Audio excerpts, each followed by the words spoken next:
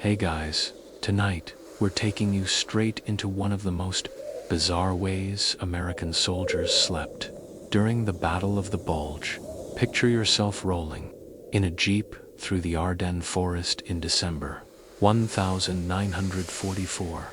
Snowflakes, as big as thumbprints, smear against the windshield, and the trees lean over the road like skeletal arms. The temperature dips toward 10 degrees Fahrenheit, the kind that makes your eyelashes frost together. You and your crew have been ordered to stop for the night, except there's no tent, no stove, no camp. Your bedroom will be this very jeep, and it's about to vanish under a mountain of snow. You probably won't survive this set list. Not if you forget to keep a breathing hole open. That's part of tonight's strange lesson, turning a jeep into a snow cocoon bunker. So, before you get comfortable, take a moment to like the video and subscribe, but only if you genuinely enjoy what I do here. Also, let me know in the comments where you're listening from and what time it is there. I love seeing our little night owl map light up across the world. Now, dim the lights, maybe turn on a fan for that soft background hum, and let's ease into tonight's journey together. The jeep rattles to a halt as daylight dies. The forest road behind you has disappeared under drifting snow, leaving no tire tracks. The sergeant riding shotgun points at a small hollow between two frozen pines. Here, we'll tuck in before the Kraut's night patrol planes catch us. His voice is calm but clipped. He's said it a dozen times tonight. You shove the stick shift into neutral and kill the engine. The sudden silence is so deep that you hear the soft hiss of falling flakes on canvas. You rub your gloved palms together. The leather is stiff as cardboard. Around you, the other jeeps ease off the road one by one, their headlights flicking out. Within minutes, the convoy seems to dissolve into the dark forest. Somewhere distant, a shell pops just one end, fades like a fireworks dud. A crow, startled from a branch, flaps heavily into the night. Your boots crunch into snow as you climb out. The first step sinks halfway to your shins. Snow this thick muffles every sound. Your own movements feel slowed, like you're wading through cotton. Private Hansen beside you mutters, "Welcome to our hotel." He tips his helmet toward the jeep's narrow bench seat. The joke's weak, but it earns a low chuckle. Humor is currency out here. The sergeant crouches, drawing a line in the snow with a bayonet tip to show how high you'll need to pilot, just over the windshield. "Planes won't see us if the jeeps look like snowdrifts," he says. It makes sense. Allied intel knows the Luftwaffe still flies night strafing runs when the moon breaks through the cloud cover. Covering the vehicles isn't about warmth so much as survival. You tug your scarf tighter, grateful for the thick wool, yet still feeling the bite. The first shovelful of snow you lift slides right off the blade, too powdery to stick. By the second scoop, your fingers already sting metal on metal, leaches away the heat. The jeep's engine block clicks as it cools behind you. A soft, mechanical heartbeat in the stillness.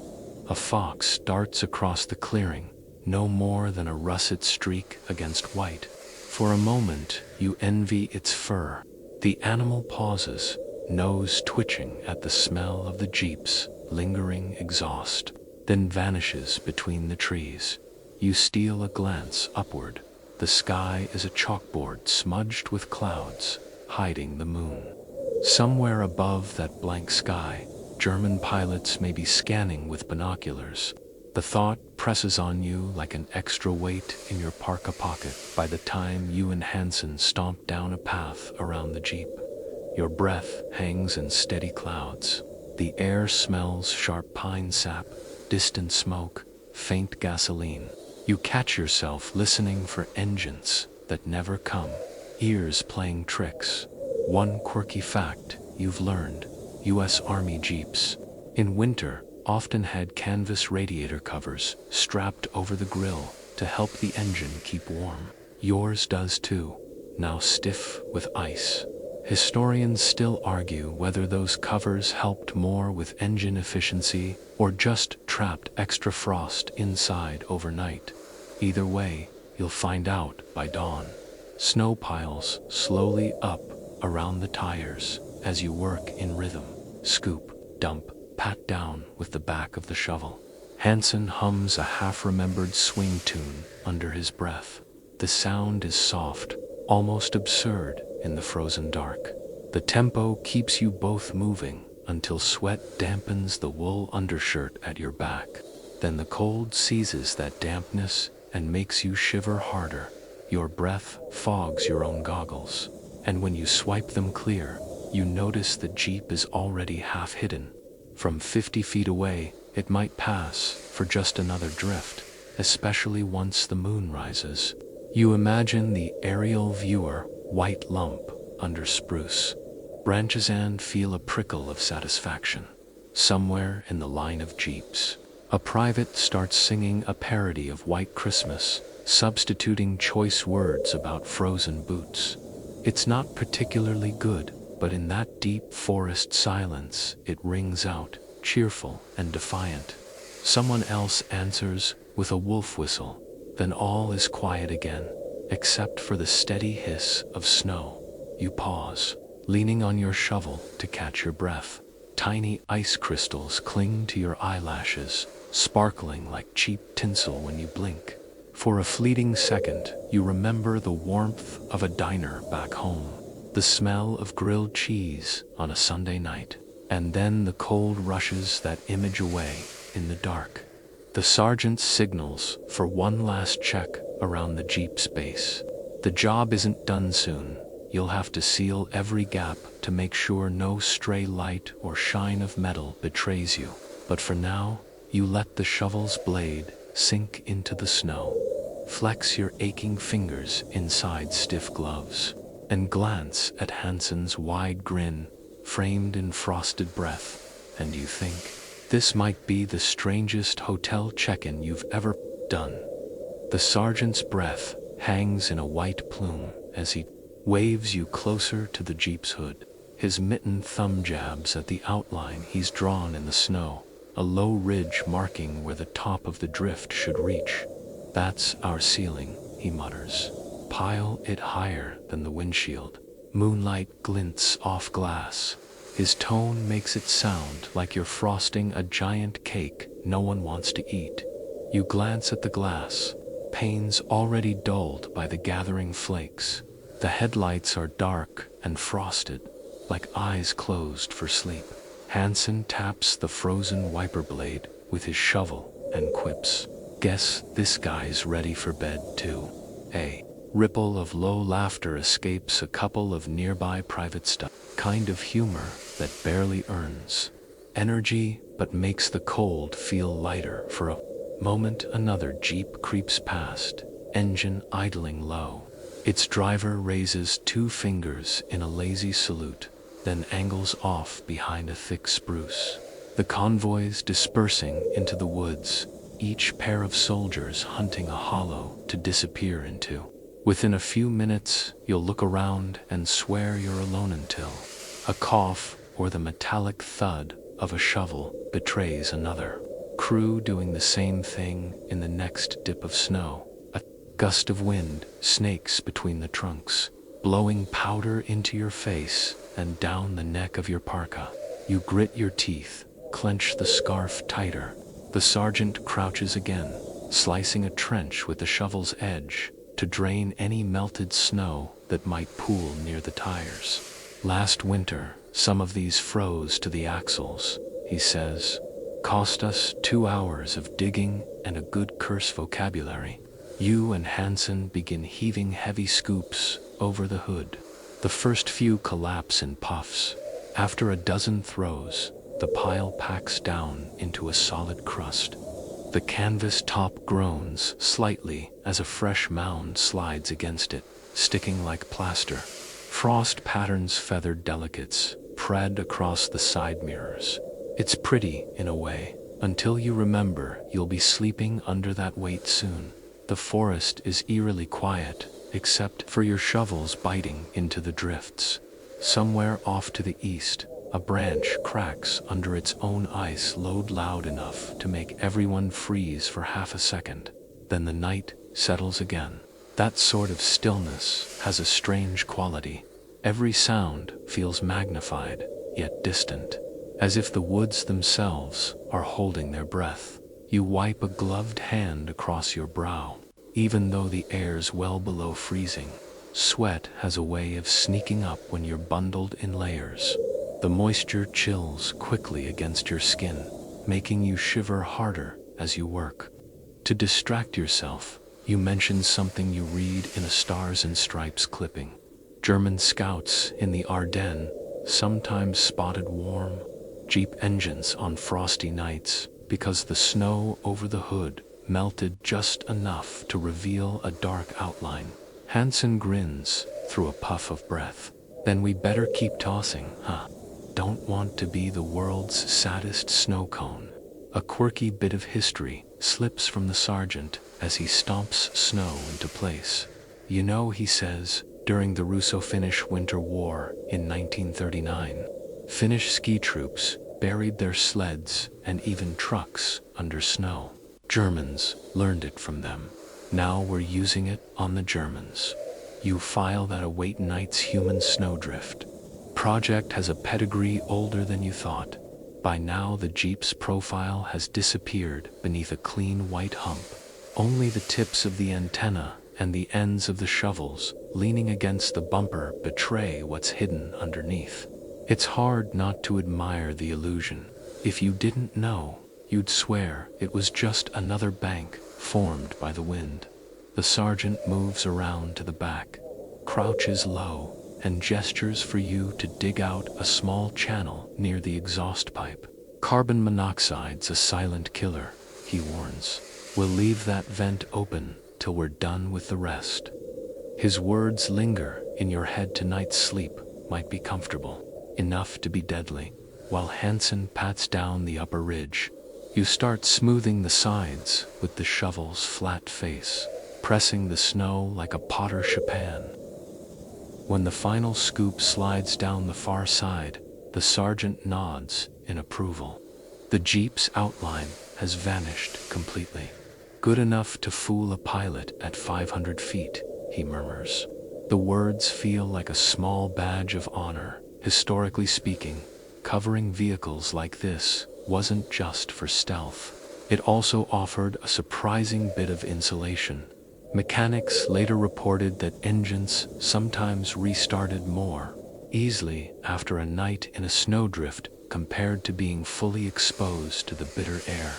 Historians still debate whether that was thanks to trapped warmth or simply the absence of wind chill, but you'll take any advantage you can get. You brush loose flakes off your sleeves and glance at the now invisible Jeep. Somewhere inside that snow mound is tonight's bed, if you can call it that. The wind picks up again, scattering a veil of powder that further erases your footprints. Within minutes, even the trench you dug is a faint shadow under fresh snow. The sergeant straightens, stamping his boots for warmth. Next upseal, the cracks, then we crawl in. His words sound both promising and ominous. A hotel door is about to close, one made of snow and silence. Your knuckles ache as you wedge the shovel's flat blade into the snow around the Jeep's doors, smoothing edges where moonlight might glint off exposed hinges. The sergeant crouches at the front bumper, shoving fistfuls of slush into tiny gaps near the grill. He works with the care of a mason sealing bricks, humming a bar of some Tennessee folk song that's been haunting the convoy all winter. Hansen leans on his shovel, breath coming out in short steam bursts. I feel like we're gift trapping a Jeep for Santa, he jokes, thumping the side panel gently. The sound is muted by the snow. You answer with a dry, better hope he doesn't peek under the wrapping. The exchange earns a couple of chuckles from the other's thin humor, but it keeps the teeth from chattering. The forest holds its silence, broken only by the hiss of falling flakes. Somewhere off in the distance, an owl hoots, and then the sound of snow sliding off a branch makes you flinch. It's that sort of night every small noise feels like a clue that danger's approaching. You press the last fistful of snow over a narrow seam where the windshield frame meets the hood. When you pull your glove back, tiny shards of ice glitter against the dark wool like cheap rhinestones.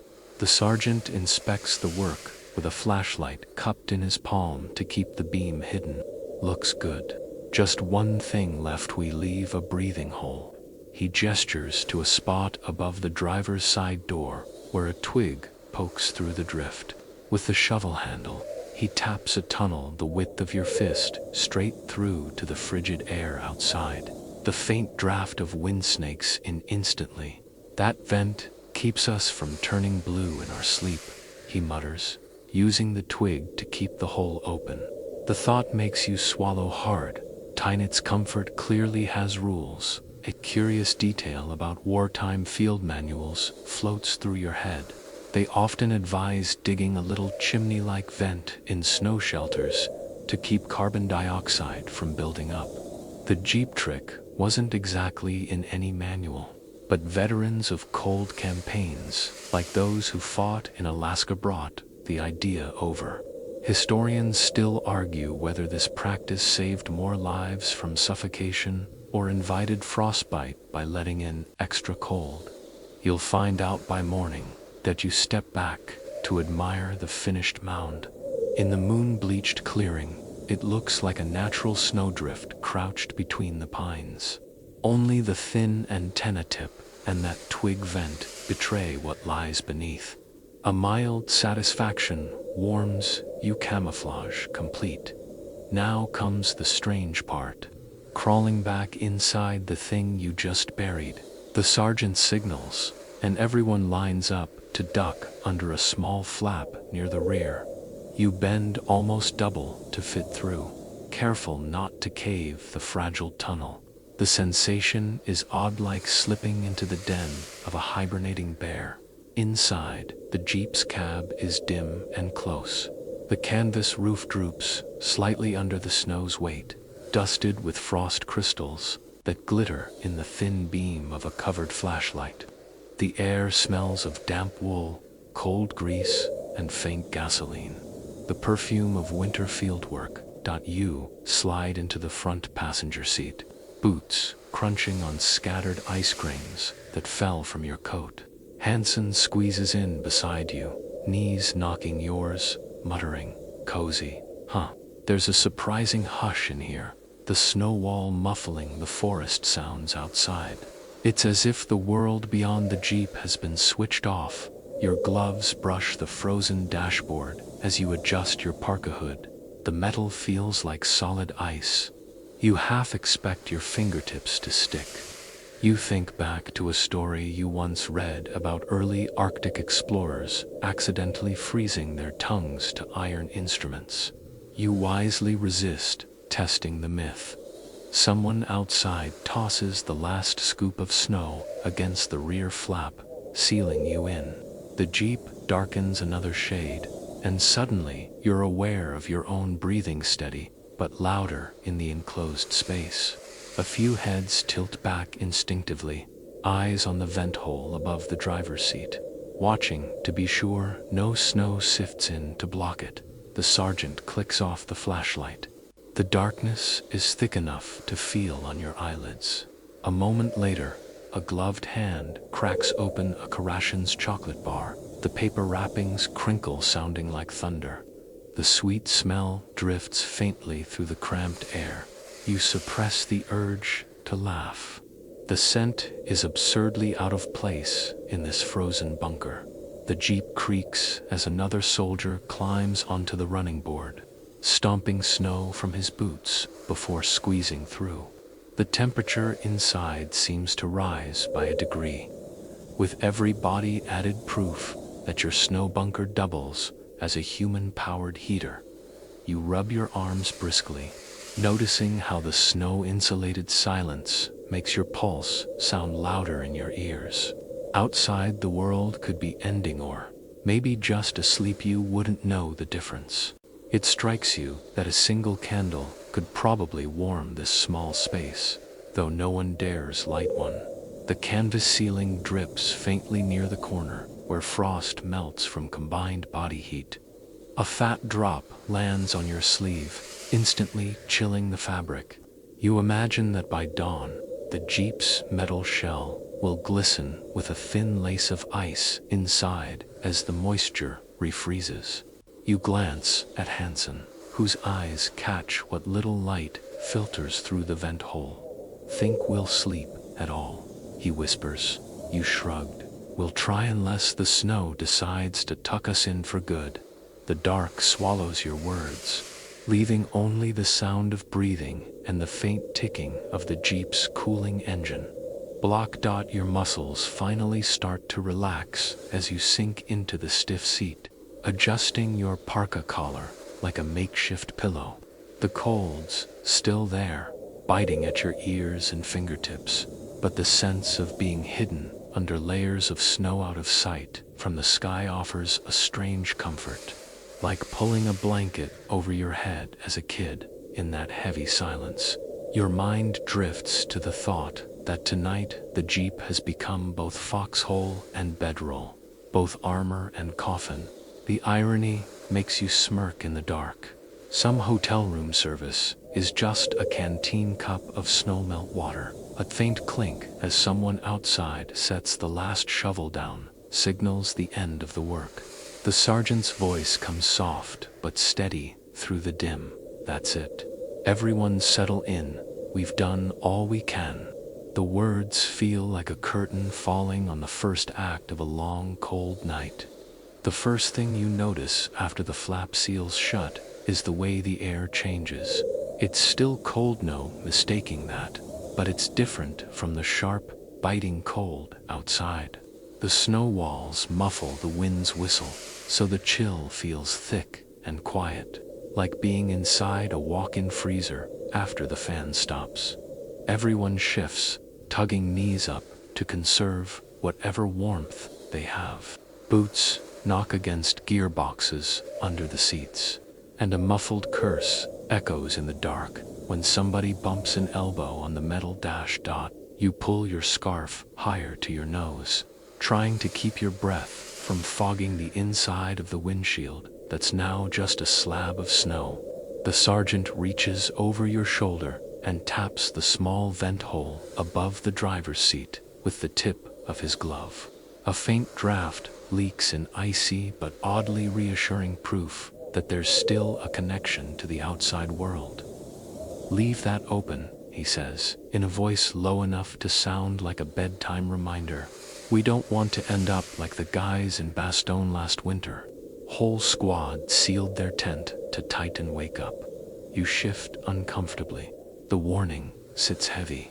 One quirky fact that comes to mind is that some Arctic explorers in the 19th century actually carved their names or scratched tally marks around vent holes in ice shelters, just to reassure themselves it hadn't frozen over at night. For a moment, you're tempted to do the same with your pocket knife, but your hands are too cold to bother. Hansen wriggles deeper into his parka, muttering, "Feels like crawling into a snow cocoon. If I dream I'm a caterpillar, somebody wake me." The joke earns a low laugh from the guy sitting on the wheel well. Even the sergeant cracks a grin in the half-light. The snow-packed roof above you dips slightly, where a mound has shifted. Crystals glint as they trickle down the canvas, like tiny stars sliding off the sky. A bead of meltwater plops onto your boot and instantly crusts over with ice. The confined space smells of wet wool, motor oil, and the faint sweetness of someone's chewing gum. Rationon, oddly homey perfume for a Jeep buried alive. With everyone finally inside. The sergeant checks his watch by shielding it under a flashlight beam. 2-hour shifts, he says. We'll rotate lookout duty. One man by the flap, the rest try to sleep. You hear a few sighs. Even a 2-hour nap sounds luxurious after the last 48 hours of marching and digging. You lean back against the stiff seat and listen as the men shuffle into positions. The driver curls sideways with his head against the steering wheel, using a rolled-up scarf as a cushion. Hansen wedges himself in next to a gearbox and mutters about drawing the short straw for the lumpiest spot. A third soldier settles cross-legged by the vent hole, collar pulled high, rifle across his knees, his silhouette a dark cutout against the faint, snow-filtered moonlight. There's a sudden silence as everyone adjusts to the cramped stillness. The only sound is the soft tick-tick of melting frost dripping from the ceiling onto the rubber floor mats. You're struck by how well the snow insulates. The distant artillery thumps that had been a steady backdrop all day now feel like far-off thunder wrapped in cotton. Another practical detail surfaces from memory. According to a field engineering pamphlet, packed snow can block more sound than sandbags of the same thickness because of the tiny air pockets trapped inside. Historians still debate if that's why some commanders preferred snow berms for winter foxholes, not just for warmth, but for silence. Sitting here in this GP glue, you're inclined to believe it. You shift your weight and feel the damp chill seep through your trouser knees, where they press against the door panel. Adjusting only makes it worse. No angle in this Jeep was designed for comfort. Hansen whispers, "I'd trade a month's pay for a blanket right now." You nudge his boot with yours and reply, "Better not, quartermaster wouldn't give you one anyway." The weak exchange still earns a brief chuckle. Gallows humor has its own heat. The sergeant breaks open a small wax paper packet of halazone water purifying tablets, drops one into a canteen cup filled with melted snow, and hands it around for sips. The liquid tastes like a swimming pool, but slides down warm enough to make you sigh. "Sip slow," he advises. "We'll need the rest for morning." A gust of wind outside sifts a thin ribbon of powder down through the vent hole, landing on the lookout's collar. He brushes it off, expression unreadable in the dark. The snow settles again, and the night resumes its muffled quiet. You rest your head against the door, eyes drifting toward the pale glow that seeps through the fist-sized vent. There's a strange comfort in that dim circle of light-proof that somewhere beyond the wall of snow, the forest still exists. The stars still shine, and the war hasn't sealed you off completely. Your eyelids grow heavy, lulled by the soft drip-drip above and the rhythmic rise and fall of 6 men's breathing.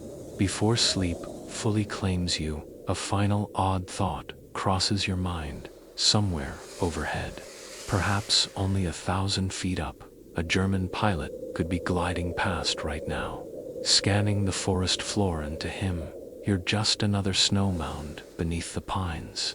You drift in and out of a shallow doze, waking whenever a knee digs into your ribs or a boot nudges your shin. The Jeep isn't designed for 6 grown men to sleep in, and every new attempt at comfort ends up feeling like a game of frozen human Tetris. The seat springs creak under the shared weight, and the smell of damp wool thickens as the temperature inside rises slightly from everyone's breath. The sergeant taps the shoulder of the man sitting lookout near the flap. "Your turn's up," he whispers. The soldier nods stiffly, stretching his arms like a rusty hinge before worming toward the seat to claim a warmer spot. Hansen groans as the newcomer's cold parka brushes against his cheek. "Feels like hugging a popsicle," he mutters. The comment draws a few muffled laughs. Humor is still the cheapest. source of heat. It's your turn to crawl toward the flap for the next 2-hour watch. You shuffle carefully, mindful not to elbow anyone in the face. The Jeep's metal floor feels slick under your palms, where frost has begun to melt from body heat. When you finally reach the flap, you settle cross-legged, rifle resting across your lap. The stock icy against your glove. The flap itself is just a slit in the packed snow, reinforced by the Jeep's canvas rear cover. You can sense, rather than see, the outside night pressing against it the way a winter draft feels near a farmhouse door. You lean your ear close.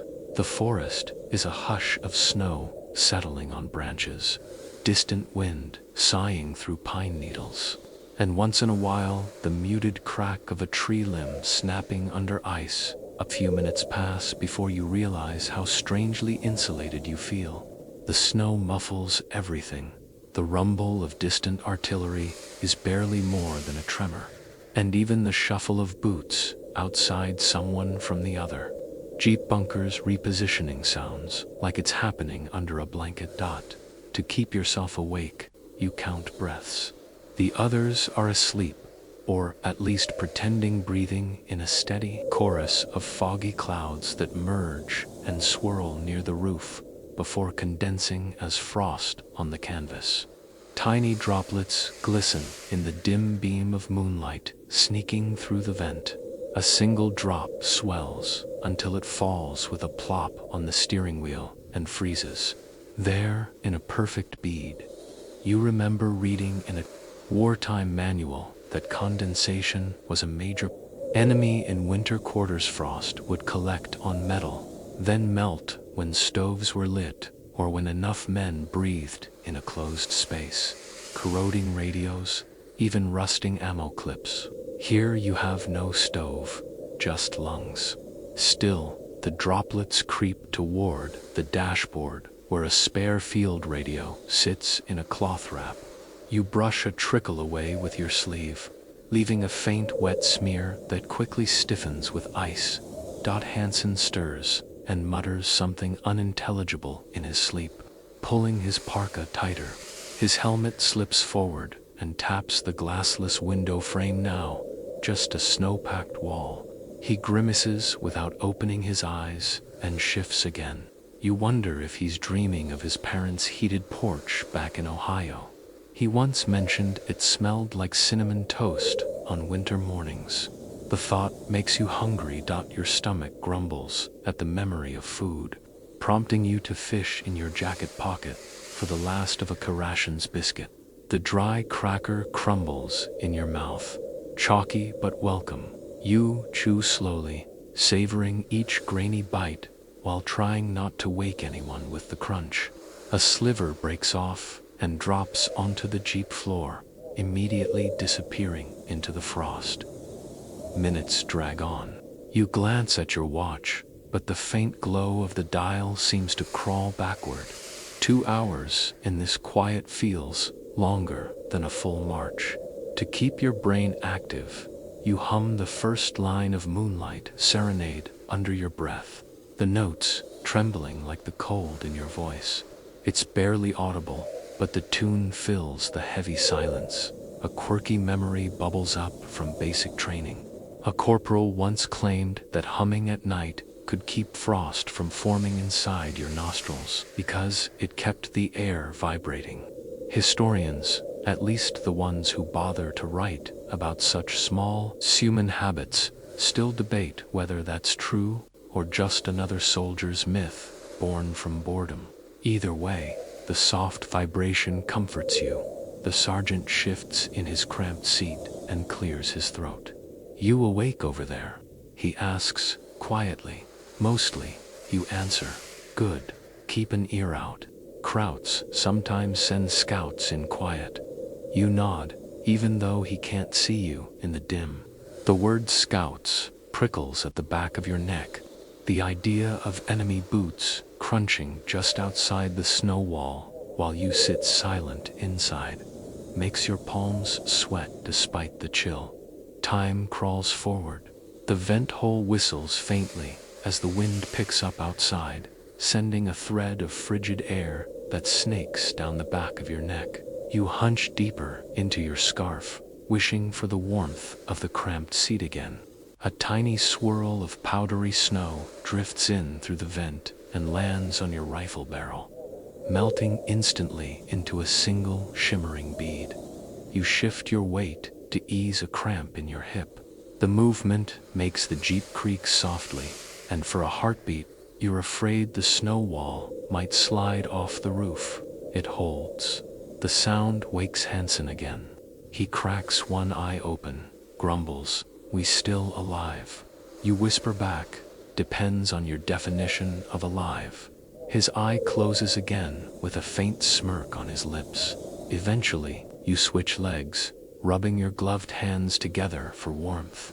You find yourself daydreaming about hot coffee, its smell, its steam curling up into a warm kitchen ceiling. In the dark, you almost swear you catch a phantom whiff of it, maybe just your brain playing tricks. A thermos sits buried in a pack somewhere behind the seats, but ration orders say it's for morning. You imagine the argument that'll come later about whether to drink it early. The Jeep's confined. Space begins to feel smaller by the minute, pressing in as the walls seem to close around you. You glance at the vent hole again, grateful for that tiny round view of night, nothing visible but the faint glow of snow reflecting the moon. Yet it's proof the world still exists outside this metal shell. Finally, the sergeant stirs again and checks his watch with a flashlight shielded under his jacket. The muted beam casts brief shadows across tired faces. 2 hours, he whispers. Switch. Relief washes over you like a lukewarm tide. You crawl back toward the seat, careful not to step on sleeping feet, and settle in the narrow gap beside Hansen. The spot is still warm from the previous shift holder, which feels almost luxurious. Your body relaxes, though your knees stay drawn tight to your chest. The sound of the next lookout shifting into position becomes the last noise you register before your eyelids grow heavy. Somewhere above your head, the snow shifts slightly, a soft, sighing sound, like the whole forest tucking you in for the night. Your final thought before slipping under is strangely practical. Tomorrow, you'll have to dig your way out before the snow seals the vent hole completely. For now, though, the snow cocoon holds, and your breath joins the foggy rhythm of the rest, one more plume of warmth in the buried Jeep. The warmth you'd found in that narrow gap lasts about 5 minutes before the cold seeps back into your bones. It's not the sharp, outdoor cold anymore, but a dense, creeping chill that snakes in through seams of clothing and lingers in your socks. Your toes throb dully, shifting between numbness and pins. You pull your feet closer under your thighs, trying to steal what little heat your body can generate.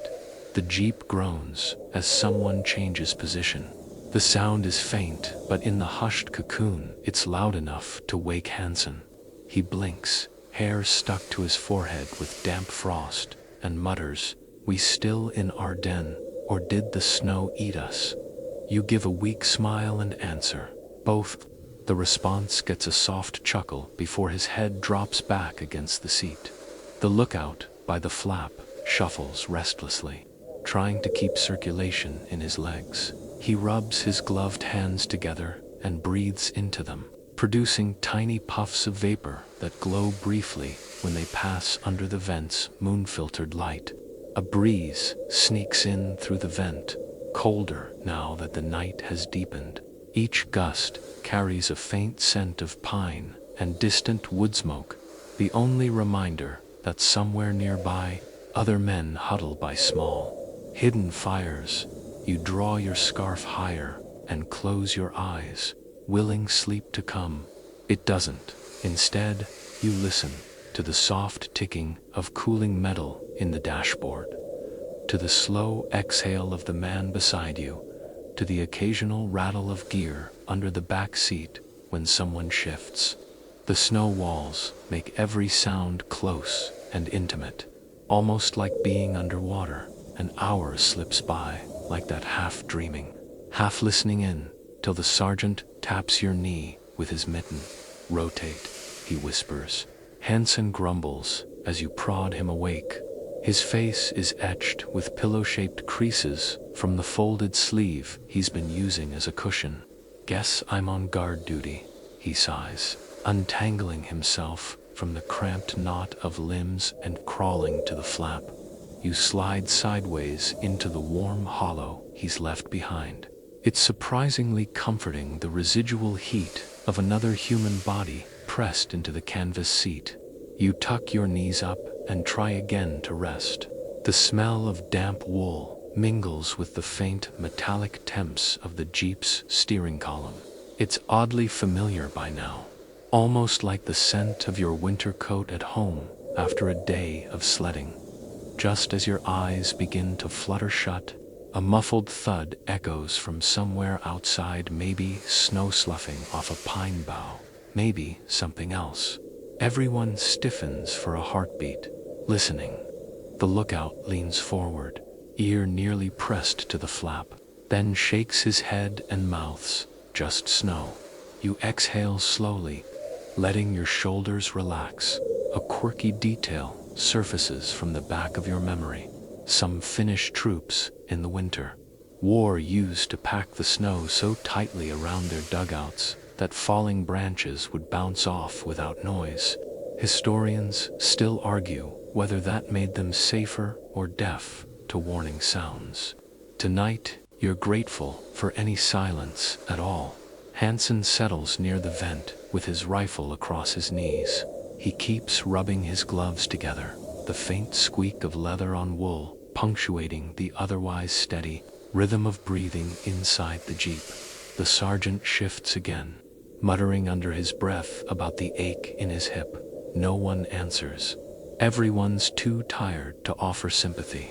A droplet of condensation finally grows heavy, enough to fall from the canvas roof onto your cheek. It's icy and startling, but you resist wiping it away. Your hands are cocooned in your sleeves, and moving would let cold air sneak in. Instead, you let it trail down to your jaw, where it freezes against your scarf. The minutes blur together. From outside, a muffled owl hoot echoes, then nothing but the soft sighing of the wind. Your head nods forward once, twice, finally resting against the doorframe. You drift for a while, in that half-aware state where dreams slip in but never settle. Brief flashes of warm kitchens, your sister's laugh, then the hard return to the Jeep's metal against your temple. A raspy whisper jolts you back. You awake. It's the sergeant again, voice barely audible. Sort of. You mumble, "Good. Listen to this." He tilts his head toward the vent. At first you hear nothing, then a faint, distant crackling like the dry snap of twigs. It could be a frozen branch giving way under snow, or it could be something else entirely. The lookout leans in as well, frowning. The sound fades after a few seconds, replaced again by the steady sigh of wind. The sergeant shakes his head. Could be trees, or Germans testing for patrol. Either way, stay quiet. His whisper has the calm weight of someone who's seen worse. You settle deeper into your spot, trying to ignore the goosebumps rising on your arms. Half an hour later, as the sky outside begins to shift from pitch black to a deep pre-dawn gray, Hansen nudges the man beside him. "Coffee, debate time," he says, under his breath. The words rouse a couple of others. The thermos has been sitting untouched in a pack beneath the back seat. The crew torn between saving it for patrol at dawn or using it now to thaw their insides. The sergeant decides, half now, half later. He unscrews the lid as quietly as possible. The first swirl of steam that escapes is like a tiny miracle, carrying the rich scent of burnt beans through the snow-stilled jeep. Every head lifts a little, eyes half closed in bliss when the tin cup reaches you. The coffee is only lukewarm, but it tastes like victory, bitter and a little grainy. Yet you savor it, letting the warmth linger on your tongue. Hansen whispers, "If that squirrel from last night smells this, we're doomed." The quiet joke earns a tired grin from everyone still awake. There's a historical irony to the moment that makes you smirk. Us Army field reports from the Ardennes often credited hot coffee with keeping morale up more than official pep talks or leaflets. Historians still debate whether that's exaggerated nostalgia or a real psychological advantage. You decide the historians never froze in a snowed-in jeep. This cup alone feels like reason enough to keep going. The warmth settles in your stomach, spreading just enough to relax the tight knot in your shoulders. Your eyelids droop again. Someone near the vent shifts, letting in a cold draft that spirals down the back of your neck. You shiver but stay curled up, too weary to complain. The jeep's interior has taken on a subtle glow, now the kind of faint blue that seeps in before sunrise. The snow around you, lit from above, seems almost translucent in spots, creating soft halos of pale light against the canvas roof. You tilt your head back and watch one of those halos slowly expand as the sky brightens.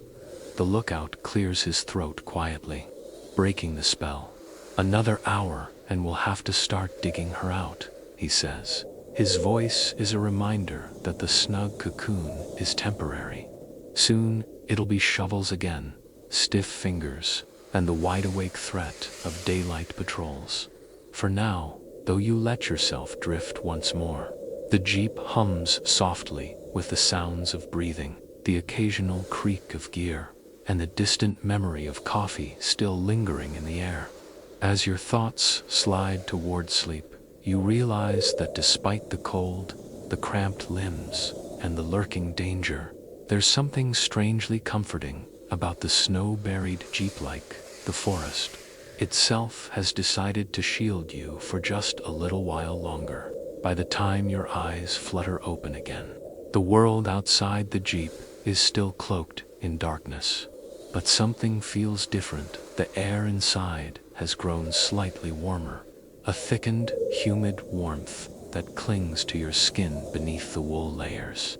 You shift, realizing the true source of the heat isn't a miracle sunrise or a hidden stove. It's the six of you, crammed shoulder to shoulder, radiating what little warmth the human body can give. You become aware of just how close you are to Hansen. Your elbow presses into his ribs, and his knee is jammed against your thigh. Across from you, the driver's helmet rests lopsided on his forehead as he snores softly, the sound muffled by the wool scarf bunched beneath his chin. The sergeant is slumped in the corner, with his arms crossed tight, chin tucked into the collar of his parka, like a turtle retreating into its shell. The snow-packed cocoon outside traps every ounce of body heat that leaks from the layers of wool and canvas. Your breath mingles with everyone else's, thickening the air until the small vent above the driver's seat looks far too small to do its job. Each exhale leaves a brief white cloud that rises, hits the canvas roof, and joins the slow-forming film of frost, already sparkling like sugar on a pie crust. You shift your legs to ease a numb spot on your hip and immediately feel a boot push back. One of the men still asleep grumbles at the intrusion. It's impossible to move without bumping someone. Each of you is wedged in like sardines in a metal can. The term body heat economy suddenly makes perfect sense. Everyone's heat is shared, whether you like it or not. Hansen cracks one eye open and groans. "This is what they mean by close combat, huh?" he whispers. You stifle a laugh, careful not to jostle the others.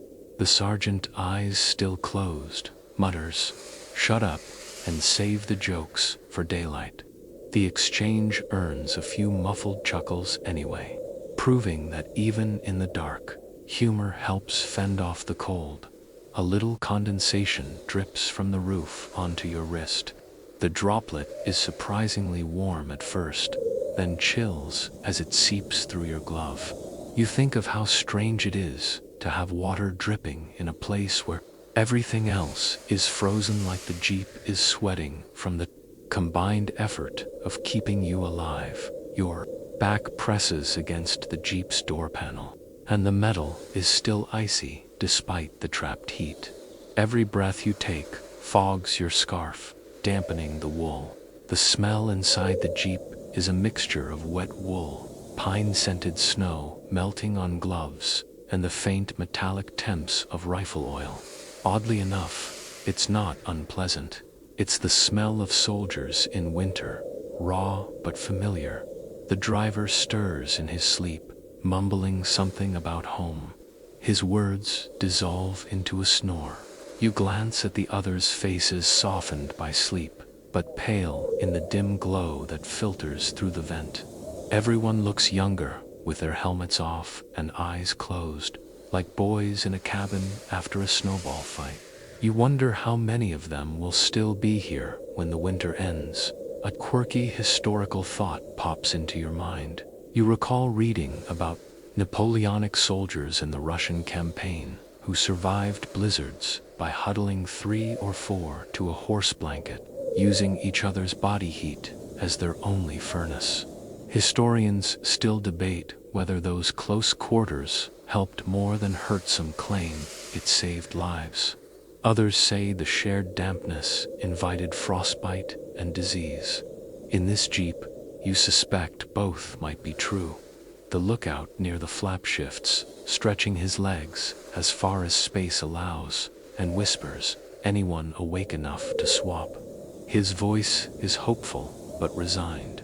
Nobody volunteers immediately. Finally, the sergeant cracks one eye and jerks his head in your direction, your unspoken cue. You sigh quietly and begin untangling your limbs from the cramped knot of bodies. Hansen grins sleepily as you crawl over him. "Heroes watch again," he teases. You mutter something about hazard pay and wedge yourself beside the flap. The spot you left behind is instantly claimed by another soldier who slides into the residual warmth like a cat, curling into a sunbeam.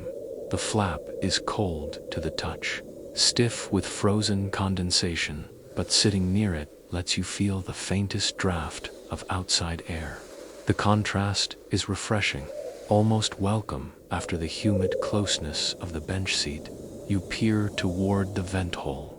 A thin ribbon of pale blue moonlight filters through, glinting off the frost-lined edges.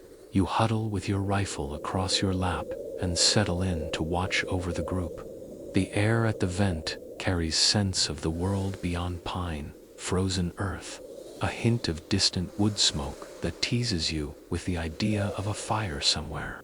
Your stomach rumbles at the thought of warmth and cooked food, but the thermos with its remaining coffee is already back in the pack, guarded like treasure. After a few minutes of silence, Hansen's soft snore resumes, a low, rhythmic rasp that almost sounds like the slow purr of a cat. The sergeant shifts slightly but doesn't wake. Their combined breathing mixes with the faint hiss of the wind outside, forming a kind of rough lullaby that makes your own eyelids heavier. You shake yourself awake and focus on the vent hole again. A few snowflakes drift through, melting as they hit your glove. You brush them away and lean back, knees drawn tight to conserve heat. It's a strange comfort knowing that in this small metal shell, you're hidden from view. Even from the night sky, your thoughts drift to the warmth you all generate. 6 sets of lungs. 6 beating hearts, trapped in a snow cave built around an engine that hasn't been started for hours. It's not much, but it's enough to make the temperature inside hover just above freezing. You realize that if one of you had to leave for sentry duty elsewhere, the rest would feel the loss immediately. Another droplet forms above the driver's seat and falls, landing on Hansen's parka hood. He stirs, but doesn't wake. The drop freezes almost instantly, tiny proof of how thin the margin is between survival and exposure. You shift your weight again, feeling the pins and needles in your left foot begin to fade. The cramped conditions have made your muscles ache, yet there's a strange solidarity in sharing this discomfort. It's as if every creak of the Jeep, every sigh, every breath misting the air binds you all together against the cold outside. The moonlight begins to fade slightly, signaling that dawn isn't far. The draft at the flap grows colder, sharper. You adjust your scarf, eyes fixed on that thin slice of night sky peeking through the vent. The sergeant suddenly clears his throat softly without opening his eyes. "Rotate in 20, he mumbles. You answer with a quiet Roger, that careful not to disturb the others. His head tilts back again, and the silence returns. You spend the remaining minutes counting breaths again. Something about the shared rhythm soothing your frayed nerves. Outside, the wind sighs through the trees like a slow exhale, but the snow walls hold firm, leaving you all in your own pocket of fragile warmth. A final historical observation drifts into your mind as you sit guard. You remember that during World War I, soldiers in the Alps dug snow caves into mountainsides, some surviving weeks inside with little more than candles and shared heat. Historians still debate whether their survival owed more to ingenuity or sheer stubbornness. Looking at your dozing crew, you suspect stubbornness is the secret fuel. Here as well, your shift ends quietly as another soldier stirs and crawls forward to relieve you. You slide back into the narrow seat you left earlier, finding it still warm from your previous watch. Exhaustion pulls you down fast. Your last thought before sleep reclaims you is that, for better or worse, your collective body heat has turned a military jeep into something almost humana, strange, wheeled furnace, keeping its crew alive beneath the snow. A soft metallic plink wakes you, a single drop of condensation striking the jeep's dashboard. You blink at the dimly lit interior and realize the once frosted metal is now stippled with beads of moisture that glimmer like tiny pearls in the weak dawn filtering through the vent. The snow cocoon has done its job too well. Your combined body heat has begun to thaw the inner frost, and gravity pulls the meltwater downward in slow, cold rivulets. You ease upright, feeling your spine pop as you stretch in the cramped space. Hansen is still asleep, mouth open slightly, his breath forming a faint mist that swirls upward to join the fog clinging beneath the roof. The sergeant stirs as well, opening one eye at the sound of your movement. His voice comes out as a gravelly whisper, condensations creeping in. Keep an eye on the radio. You lean over to inspect the field radio stashed under a canvas flap near the dashboard. Moisture has gathered on the cloth wrapping, darkening the green fabric. You dab at it with your sleeve, hoping to keep the circuits dry. The cloth freezes stiff almost immediately after absorbing the droplets. One quirky detail you remember from a field maintenance lecture during the early winters of the war. Mechanics learned the hard way that water dripping from frosted roofs could short-circuit radios and even jam ammunition belts. Some units improvised by hanging strips of oiled canvas as drip guards. Historians still debate whether these fixes came from official orders or inventive privates tired of cleaning corroded gear. Looking at the glistening beads on the dashboard, you wish for one of those strips right now.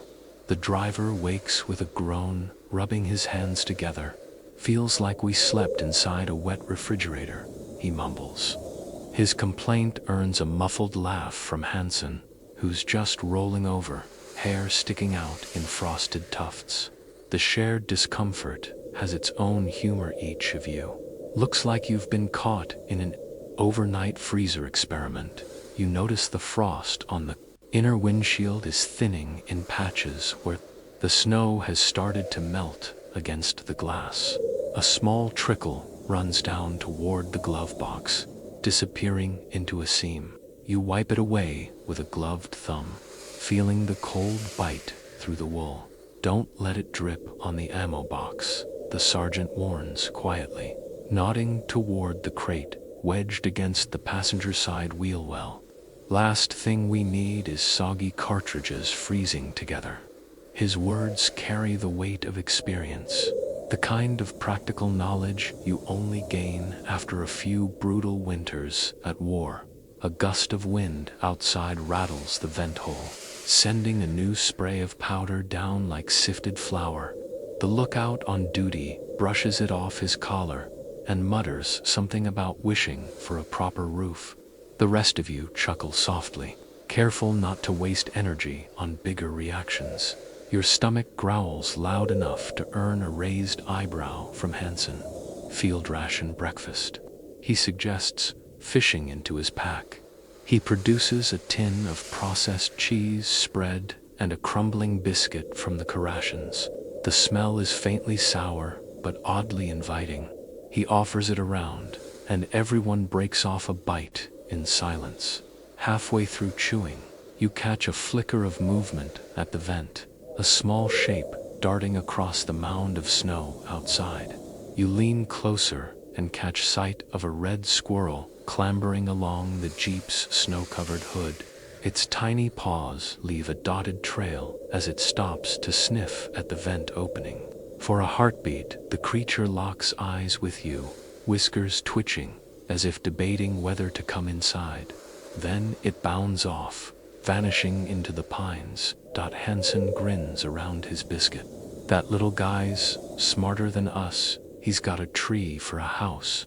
The comment draws a round of quiet chuckles. The squirrel's unexpected visit cuts through the tension for a moment, making everyone feel oddly less trapped. A quirky historical fact surfaces in your mind. Wartime diaries often mention animals sneaking into soldiers, shelter scats in supply tents, mice in field kitchens, even foxes curling up near sleeping troops for warmth. Historians still debate whether these accounts were exaggerated for storytelling or genuinely frequent. Watching the squirrel vanish, you're inclined to believe them. You shift your focus back to the interior. Droplets continue to bead and slide down the Jeep's side panels, pooling near the floor mat. You nudge the puddle with the toe of your boot, breaking the thin ice crust that's begun to form on top. The mix of melting and freezing makes the whole space smell faintly of wet iron. The sergeant checks his watch and then points to the vent. "Another hour till first light," he says softly. "We'll need to scrape the hole clear before it seals up." His words remind you that the snow outside isn't static. Overnight winds have been drifting more powder onto the mound, slowly burying your only source of air. You volunteer to widen the vent. Using the butt end of your bayonet, you gently prod the narrow tunnel, dislodging packed snow until the cold morning air rushes in with a sharper bite. It makes your eyes water, but refreshes the stifling interior. The others inhale deeply, as though the crisp oxygen itself is a rationed treat.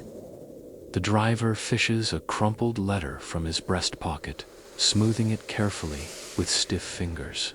The ink is smudged from condensation, but still legible. He reads silently for a few moments, a faint smile tugging at the corner of his lips before he folds it back up and tucks it away. The sight of the letter offers a fleeting reminder of life beyond the snow mound, of warm kitchens and dry rooms somewhere far away. To distract from the damp chill, Hansen starts humming a tune, something slow and bluesy, that echoes softly off the snow walls. The melody blends with the Jeep's occasional creaks and the faint drip-drip of condensation, creating an oddly soothing soundtrack to the morning wait. You find yourself musing over another curious debate you once heard. Some army medics claimed that tightly packed groups sleeping together could regulate each other's breathing rhythms, reducing the risk of hypothermia. Other medics insisted it was nonsense, that individual metabolism mattered more. Listening to the synchronized exhales around you, you suspect there might be some truth to the first theory. The sergeant shifts his weight, boots scraping the mat as he leans toward the vent hole. "All right, last round of coffee," he announces in a low voice. The thermos is passed around again, its contents now lukewarm at best, but the aroma is enough to perk everyone up. You cradle the cup between your gloves, savoring the steam as it curls upward and vanishes into the frosty air outside. The faint gray of pre-dawn seeps through the vent, painting the snow wall in a bluish glow. The light catches on the moisture droplets, turning them into tiny beads of glass. For the first time all night, you can see everyone's breath clearly as misty ribbons drifting upward toward the roof. It's oddly beautiful, like smoke from 6 tiny campfires, converging in the cramped cabin. Hansen wipes his forehead with his sleeve and sighs. "Never thought I'd miss sleeping on frozen ground," he murmurs. The remark earns a round of tired smiles. The snow bunker has kept you hidden and marginally warmer, but the dampness is beginning to feel worse than open-air cold. A light thump from outside makes all of you pause. The lookout peers through the vent, sees nothing, and relaxes. Probably just more snow falling from a branch. Still, your heart beats faster for a moment, and you realize how easily nerves fray after hours in such confinement. The sergeant clears his throat and says, "Once it's bright enough to see, we'll start clearing the exit. Don't want to be trapped when orders come." His words settle over the group like a gentle alarm clock reminding you that the cocoon that's shielded you all night will soon have to be dismantled. You lean back, feeling the damp chill seep into your coat again, and let your gaze rest on the faint halo of light in the vent. Outside, the forest waits, the snow still falling in soft, soundless sheets. Inside, you sit quietly with your comrades, sharing breath, warmth, and the strange camaraderie born of surviving the night together in a buried jeep. The first hint of morning arrives, not as sunlight, but as a slow whitening of the snow pressed against the windshield. For hours, the interior of the jeep has been painted in dim gray, but now a pale silver glow begins to seep in through seams you didn't realize were there, like the cocoon itself is turning translucent. Hansen stirs first, blinking at the change in light. "Morning already," he mutters, voice hoarse.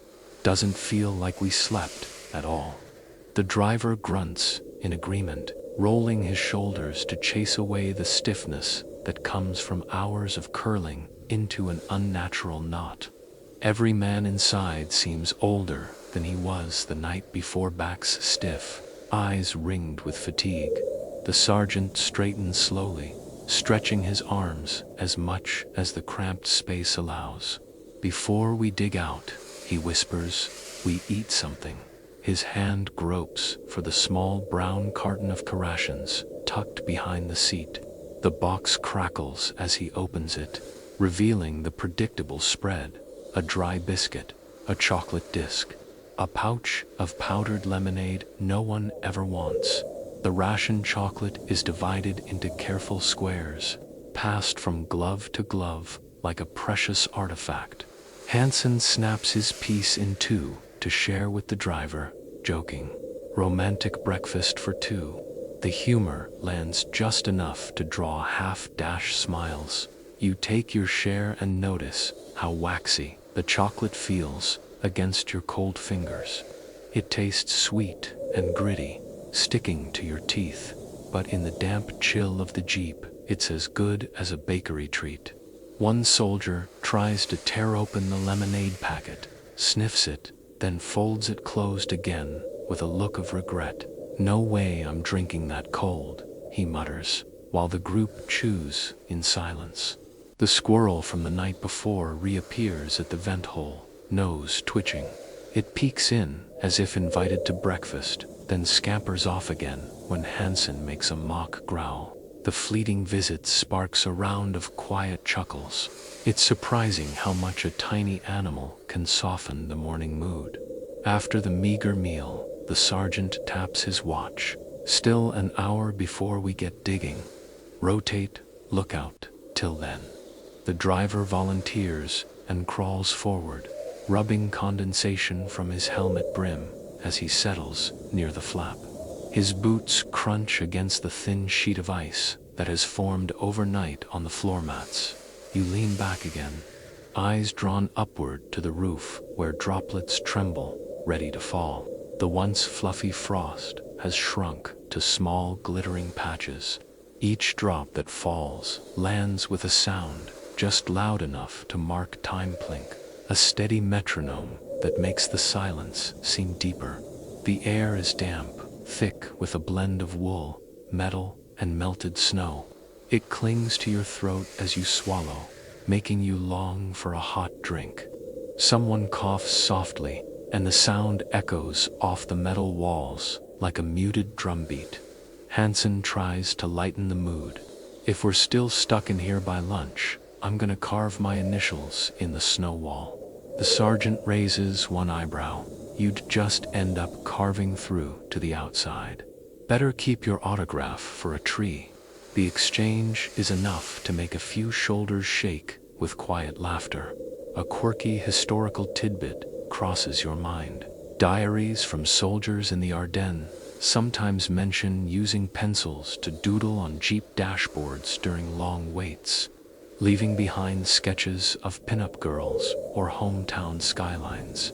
Historians still debate whether those drawings were acts of boredom, morale boosters, or quiet rebellion against the war's monotony.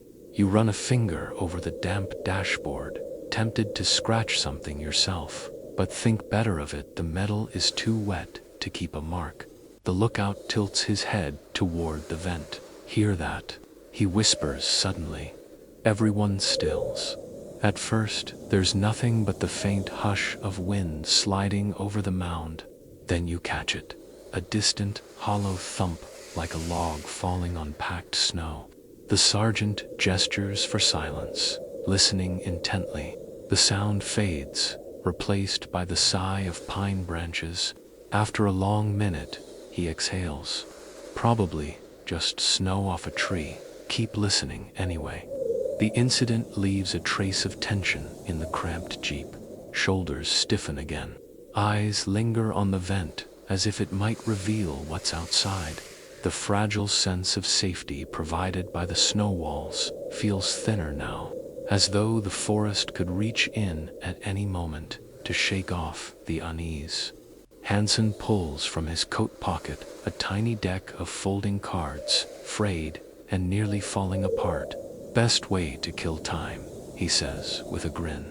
The space is too tight to spread a game, so the two men beside him just pass the cards around, flipping them over like idle fortune tellers. A bent queen of hearts makes the round twice, earning a few muttered superstitions about luck in battle. The sergeant adjusts the vent hole with his bayonet handle, chipping away ice that has begun to crust over the opening. A rush of frigid air floods in, cutting through the damp humidity like a blade. The sudden chill makes everyone draw scarves tighter, but it also brings a freshness that clears the fog in your head. You rub your hands together, feeling the raw skin beneath the gloves from last night's shoveling. The ache in your forearms reminds you of the work still ahead digging out the Jeep. Before orders arrive, the conversation drifts to the subject of fuel. The driver, looking at the frost-rimmed gas gauge, mutters, "Pray she starts when we need her."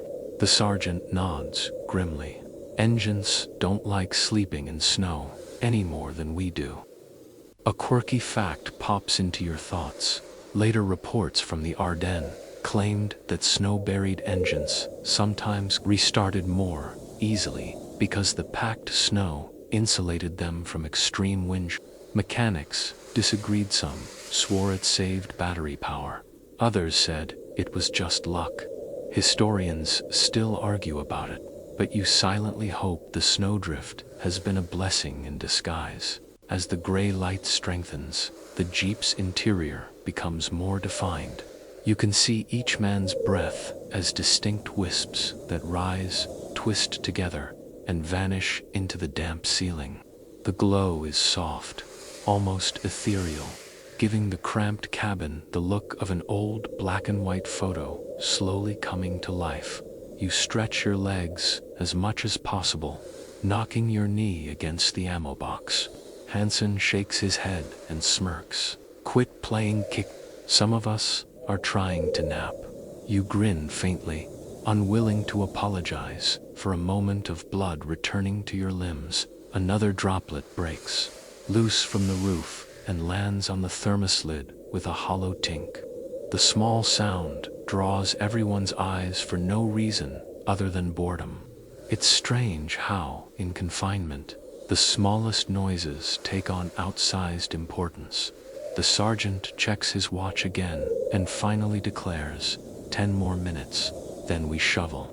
His words bring a collective sigh, half relief that waiting is over, half dread of facing the cold head-on again. For now, though, you stay put, savoring the last quiet stretch inside the snow-buried Jeep. The wind outside rattles a distant pine branch, and somewhere far off a crow calls, muffled by layers of snow. The morning is beginning, whether you're ready or not. You glance around at your companions' faces, drawn but calm, shoulders hunched against the damp. For a moment, the Jeep feels less like a vehicle and more like a tiny cabin lost in the woods. Its inhabitants bound together by circumstance and the shared breath that's kept you all alive through the night. The sergeant's whisper slices through the drowsy calm. "Time to move. Let's see the sun again." You groan inwardly, every joint protests as you shift in the cramped seat. The Jeep's metal floor creaks under 6 pairs of stiff boots as each man slowly unfolds himself from the knot. You'd all become overnight. You reach for your shovel, the wooden handle cold enough to bite through the gloves. Hansen rubs his wrists as though he's been untied from ropes.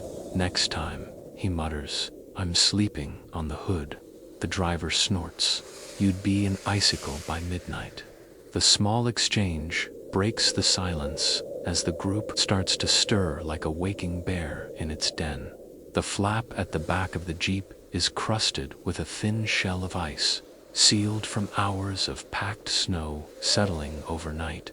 The sergeant wedges the flat of his bayonet between flap and snowbank, levering gently until a crack of fresh daylight splits the wall.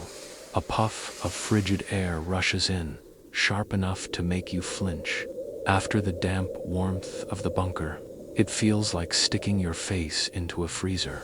You and another soldier take turns digging from the inside, shoveling away the heavy crust, while 2 others prepare to push from the outside once there's enough of a tunnel. The snow slides down in thick slabs that crumble onto the floor, raising clouds of icy dust that sparkle in the pale morning light.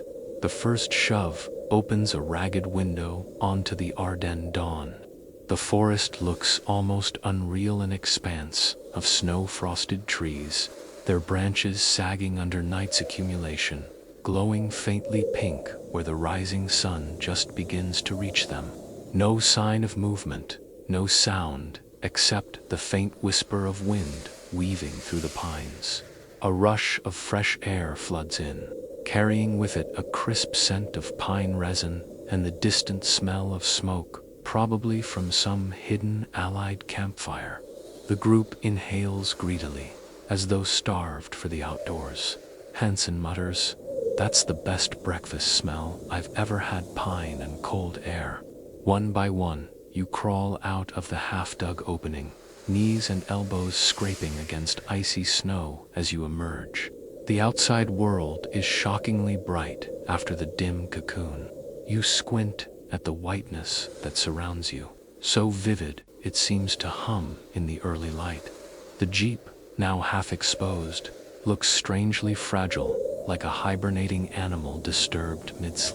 The mound of snow still clings to its sides and roof, but the smooth camouflage is broken by your digging, revealing patches of olive drab metal and the dulled curve of the windshield.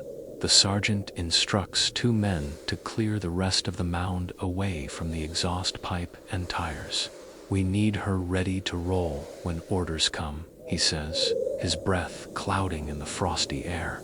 You join in, sinking your shovel into the compacted drifts, surprised at how heavy and wet the snow has become after hours of absorbing your combined heat. A quirky historical note floats through your memory. Allied field reports from that winter often described snow so dense and wet it was heavier than sandbags, yet far less stable for building trenches. Engineers debated for years whether it was worth using for fortifications at all. As you heft another wet shovelful off the jeep's hood, you're inclined to believe the engineers who hated it. The driver stomps a path around the jeep to prevent the wheels from freezing into the snowpack. Every step crunches with a brittle crackle. The cold air against your damp scarf makes you shiver even harder. The warm cocoon has left your body unprepared for the bite of open morning as the shoveling continues. A dull clang echoes from the rear wheel well. One of the men has struck a hidden ice ridge.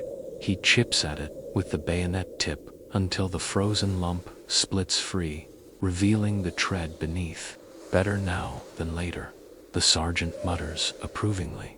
You pause a moment to stretch your aching shoulders and glance at the other jeeps scattered across the clearing. Each looks like a lumpy snow hill slowly being excavated by tired soldiers. The whole scene reminds you of ants digging their way out of sugar mounds. A distant crack of gunfire, perhaps just a frozen branch breaking, makes everyone instinctively crouch for a second. The sound fades without echo. You exchange glances with Hansen, who shrugs, then goes back to shoveling. The war feels close, even when it's nowhere to be seen. As more of the jeep emerges, steam rises faintly from spots where the engine's residual warmth still clings. The sergeant runs a gloved hand along the uncovered hood, nodding at the lack of ice on the grill. "Snow kept her warm enough," he remarks. "Might start on the first crank."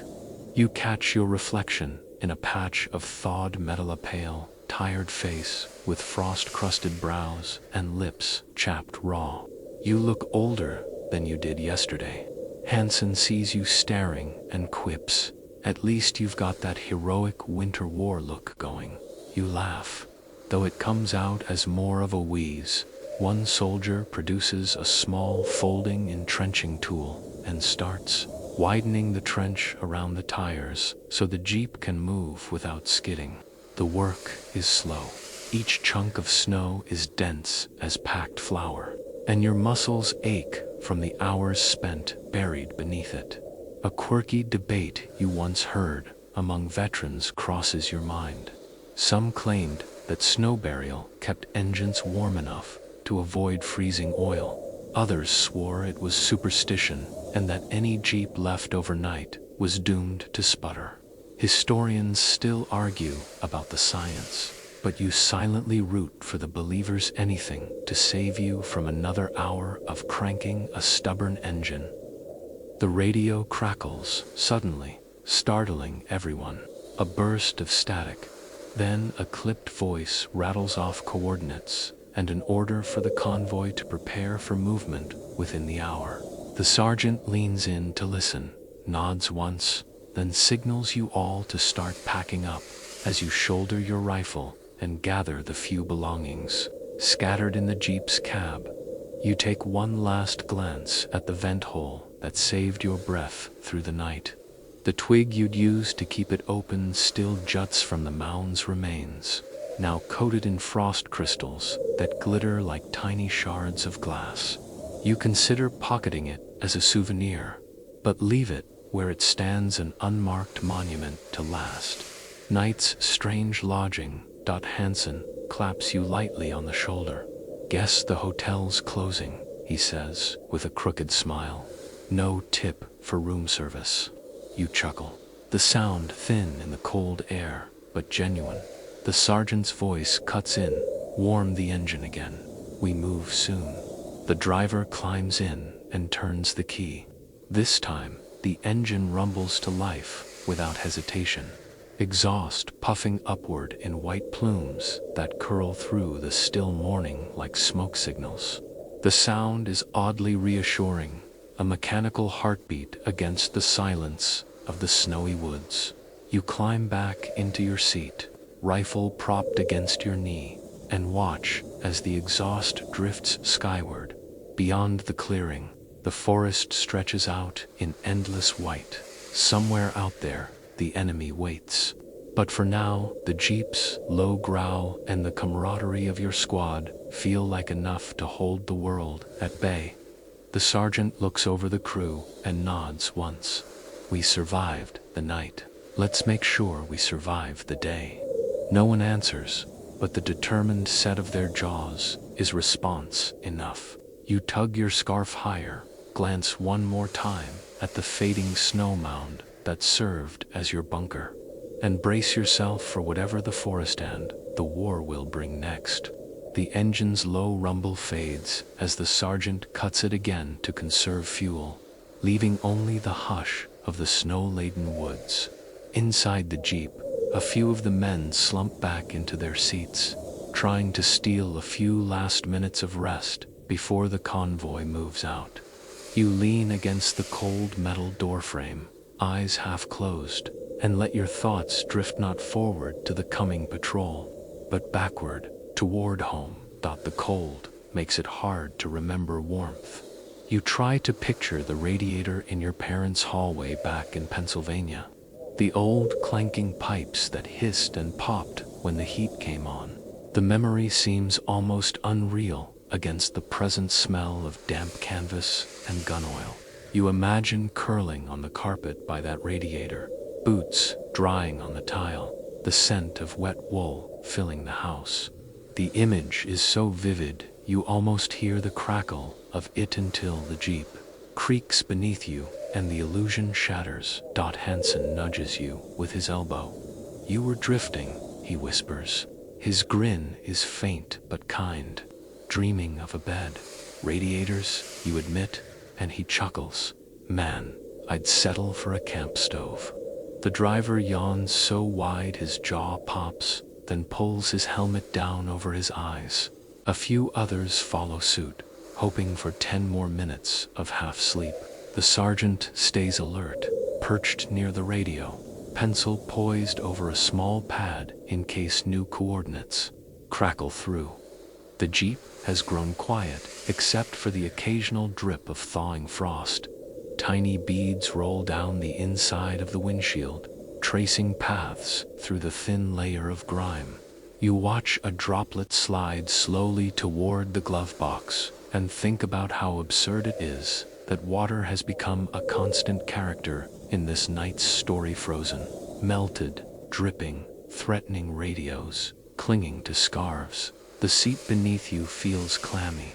Your wool trousers are still damp from the morning dig-out. Every time you shift, a chill crawls up your spine. You hug your knees closer to your chest, resting your chin on folded arms in an effort to conserve heat. A brief hush falls again, and in it you hear the faintest sound of soft snoring. Hansen, this time, chin tucked against his collar. The gentle rasp is oddly comforting, a sign that at least one of you can still sleep in this damp tin box. A quirky historical thought drifts in. You remember reading about French soldiers during the 1870 siege of Paris, sleeping in horse-drawn carts lined with hay, packed together to survive the winter nights. Some diaries claimed the smell of hay stayed in their uniforms for months. The sergeant shifts in his seat and mutters, just loud enough for you to hear. Feels like we've been here a year already. You nod silently, sharing the sentiment. In a war measured in miles and battles, nights like these stretch time in strange ways. Gradually your eyes grow heavy once more.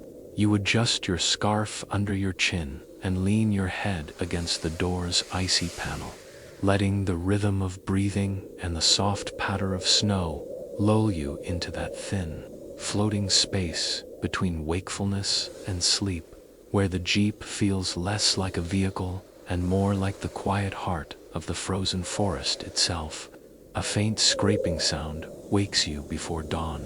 For a moment, you can't tell whether it's inside the Jeep or out in the snow. The cabin is nearly black except for the pale gray glow seeping down through the vent hole. You sit still, listening. The scraping comes again, soft, deliberate. Vents icing over. The lookout whispers, pointing upward with his bayonet. You follow his gesture and notice the tiny breathing hole has shrunk to the size of a coin.